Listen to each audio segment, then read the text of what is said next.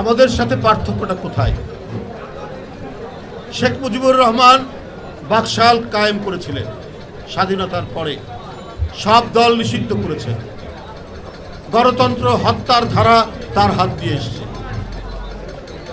এর আগে 60-এর দশকে তিনি স্বাধিকারের আন্দোলন করেছেন, মানুষ তাকে বিশ্বাস করেছিল, মানুষ ভোট দিয়েছিল সৌজন্যে, কিন্তু তার অঙ্গীকার তিনি রক্ষা করতে পারেননি। কিন্তু আমাদের জাতীয় স্বাধীনতা সংগ্রাম যেটা, সেইটাতে তার যে স্বাধিকারের আন্দোলন সেখানে কিছু ভূমিকা রেখেছেন, কিন্তু স্বাধীনতা যুদ্ধে তিনি কোনো ভূমিকা রাখেননি, বরং তার যে সেই ভূমিকা স্বাধিকারের জন্য সেইটা মানুষকে সেই সময় মানুষ মনে রেখেছে। কিন্তু স্বাধীনতা যুদ্ধের ঘোষণা তো দিয়েছেন একজন অদম্য সাহসী মেজর শহীদ রাষ্ট্রপতি জিয়া রহমান।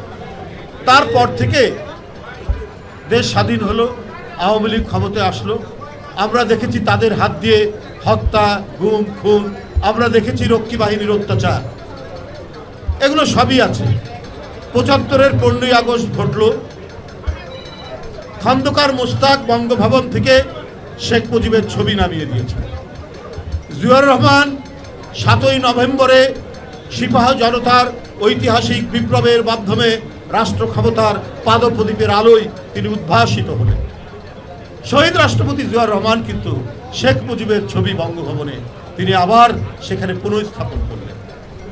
আমার আজকে যারা এই অন্তর্বর্তীকালীন সরকারে আছেন, আমি একটা সংবাদ পড়েছি, সেইটা পড়েই বলছি যে এটা সরকারের একজন উপদেষ্টা মাহফুজ সাহেব জানিয়েছেন যে বঙ্গভবন থেকে শেখ মুজিবের ছবি নামানো হয়েছে।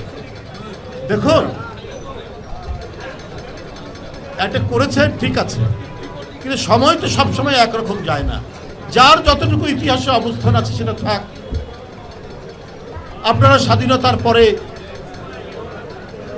শেখ মুজিবুর রহমানের অনেক অন্যায়, অনেক দুঃশাসন দেখেছি, তারপরে তো সে ছিল, তার ছবিটা ছিল। জিয়াউর রহমান কিন্তু তার ছবি পুনঃস্থাপন করেছে। আমি মনে করি তার ছবিটা মানে নামিয়ে ফেলাটা উচিত হয়নি। খন্দকার মোস্তাক নামিয়েছিলেন, জিয়াউর রহমান তুলেছিলেন। ইতিহাস আপনার নির্ধারণ করবে, বিচার করবে, হ্যাঁ, আপনার বিচার করবে।